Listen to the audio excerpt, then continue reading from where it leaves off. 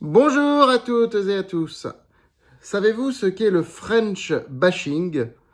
C'est un exercice qui consiste à taper tout le temps sur le dos de la France, à dire que tout va mal, que le pays se dégrade, qu'il n'y a plus rien à en tirer, que c'est une catastrophe. Je ne vais pas faire ça dans cette vidéo, je vous le dis d'emblée. Voilà, pas de French bashing ici, soyons clairs. Non, je vais simplement me contenter de vous expliquer objectivement et rationnellement, avec un raisonnement économique, sociologique, géopolitique, pourquoi aujourd'hui il est indispensable pour votre portefeuille et votre patrimoine d'investir en dehors de la France. Et je rajouterai même aussi en dehors de la France. La nuance est très importante.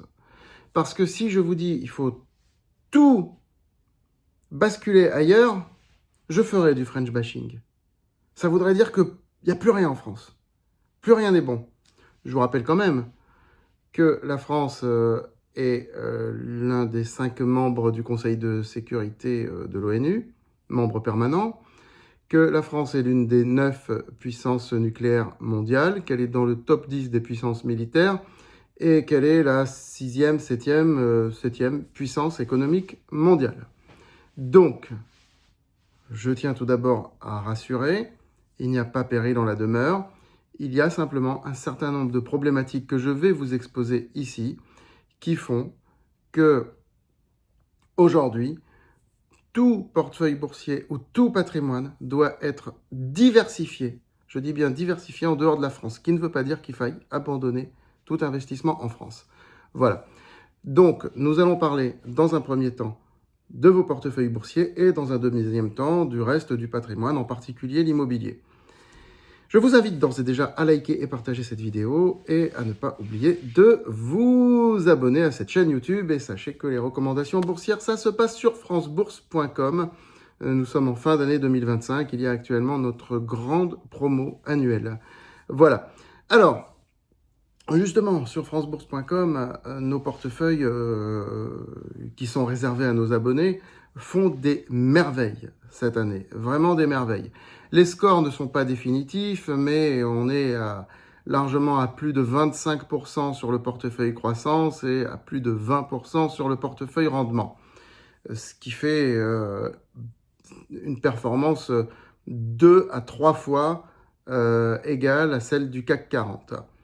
Ce succès est dû en partie, pas entièrement, mais en partie, à une diversification internationale assez forte qui a été opérée cette année. En effet, en gros, sur nos portefeuilles, il y a la moitié de valeurs étrangères, désormais. La moitié. Et la moitié de valeurs françaises. Je ne dis pas encore une fois que la France c'est mauvais, mais il va falloir choisir ses investissements en France.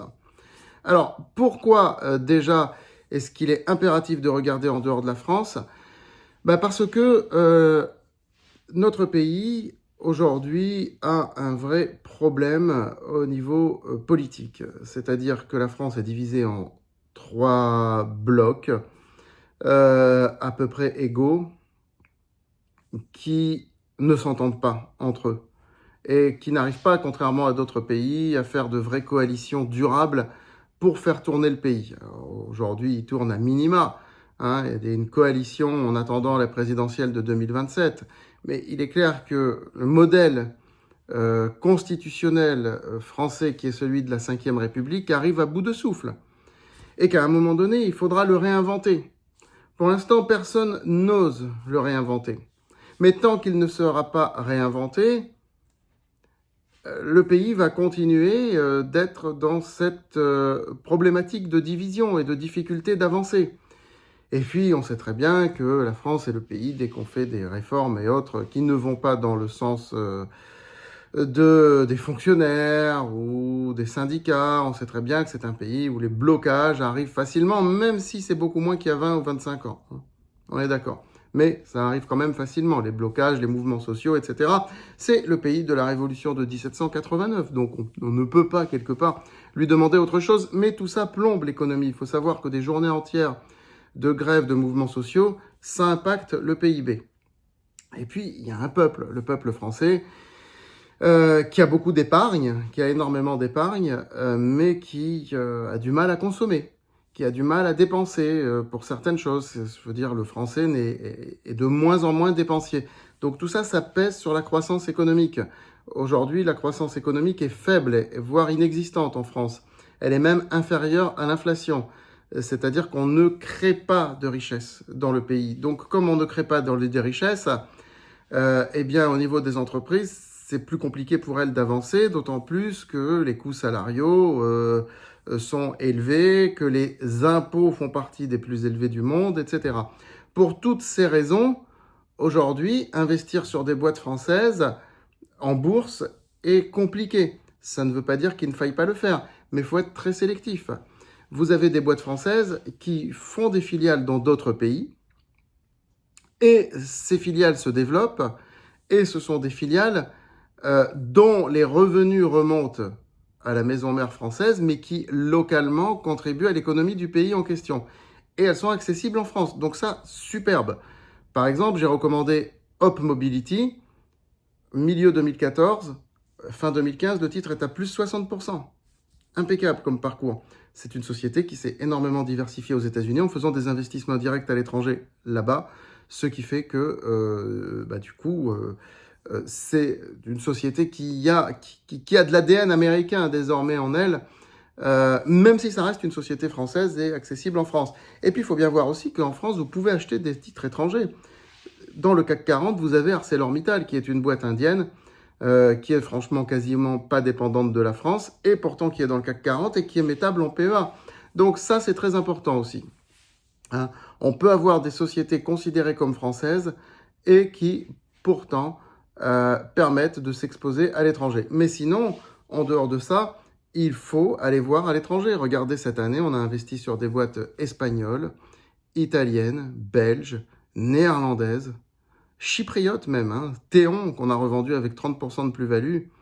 On a investi sur des boîtes suisses, etc. Bref, nous n'avons pas été avares en diversification internationale, et c'est ce qui fait aussi notre succès.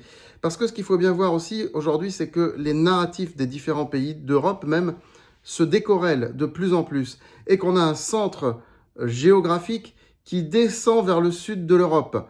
Donc investir en Espagne, en Italie, au Portugal, aujourd'hui, c'est quelque chose qui est pertinent. Je répète, le centre économique de l'Europe est de plus en plus en train d'aller vers le sud. Parce que ces pays ont de la croissance, parce que ces pays attirent du tourisme. Le tourisme, c'est quelque chose de fondamental, je le dis toujours. C'est très sous-estimé par tous les économistes. Mais si la France arrive encore à être à l'équilibre aujourd'hui en termes de PIB, je ne parle pas en termes de déficit commercial ou autre, c'est grâce au tourisme. S'il n'y a plus de tourisme en France, on serait dans une récession profonde, dans une décroissance profonde, disons-le clairement. Donc, on a investi sur des actions dans d'autres pays qui sont éligibles au PEA, et ça nous a permis effectivement d'avoir cette diversification géographique et cette diversification des narratifs sur des pays qui sont en meilleure forme que la France. Et pour les problèmes fiscaux, n'oubliez pas que la plupart des titres européens, pas tous, sont éligibles en PEA. Nous avons beaucoup investi en Allemagne aussi. Donc voilà, ça c'est important. Pas tous, mais beaucoup de titres sont éligibles en PEA. Mais je le dis clairement, avant de passer à la suite, il ne faut pas faire une fixette absolue sur le PEA. Parfois, il faut savoir aussi s'en extraire. Avoir un compte titre à côté où vous pouvez investir sur certaines valeurs. Regardez des valeurs suisses, par exemple. Il y en a qui sont excellentes. C'est pas éligible en PEA, la Suisse. Voilà. Passons maintenant aux autres problématiques que la bourse, parce que je vois que ça fait plus de 9 minutes que je parle. Concernant l'immobilier, c'est le même principe. C'est le même principe, et je dirais c'est encore plus amplifié. Parce que l'immobilier en France a beaucoup grimpé. On voit qu'aujourd'hui, il stagne. Il y a certes la problématique de baisse des taux d'intérêt, mais moi je dis qu'il vaut mieux exploiter cette problématique pour investir ailleurs qu'en France. Si on parle d'investissement, je ne parle pas d'acheter sa résidence principale par exemple. Encore que des fois, il vaut mieux être locataire de sa résidence principale et puis acheter à l'étranger. Mais bon, pour la plupart des Français, ce n'est pas vraiment possible. Non, pour l'immobilier, c'est pareil. Euh, on est sur... le marché est usé quelque part en France aujourd'hui. Et puis, les Français ont un pouvoir d'achat qui baisse d'année en année. Hein, là, on a encore des hausses des prix de l'électricité qui vont euh, être très conséquents sur les années qui viennent. J'en ai parlé dans une vidéo.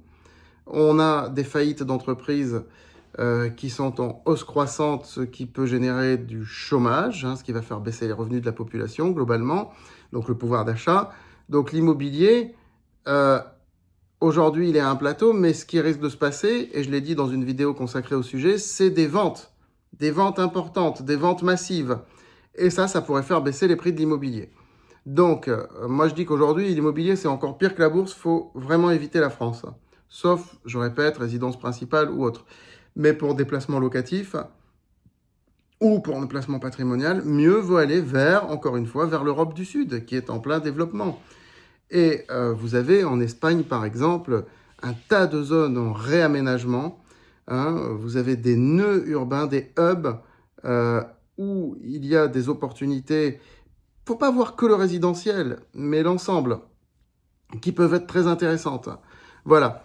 Donc, pour toutes ces raisons, je crois que dans un patrimoine, je prononce le mot patrimoine correctement diversifié, il est important d'investir en dehors de la France. C'est pareil si vous faites du non-coté, si vous investissez sur des boîtes non-cotées. Euh, vous savez à quel point en France c'est difficile pour une PME ou une start-up de se développer. Donc, allez voir aussi sur d'autres zones. Alors, je ne parle pas des États-Unis. Les États-Unis, c'est bien si vous pouvez y aller régulièrement, parce qu'il faut connaître les pays où on investit. Hein. Ça, c'est ma conviction. Je reste quelqu'un attaché à tout ce qui est concret, matériel, et je pense que quand on investit dans un pays, il faut savoir, faut être capable d'y aller. Je ne parle pas d'un ETF, bien sûr. Lorsqu'on investit sur un ETF, on peut investir sur des pays différents. Ce n'est pas un problème. Je ne parle pas de l'investissement boursier, je parle d'investissement immobilier, je parle d'investir dans du non-coté.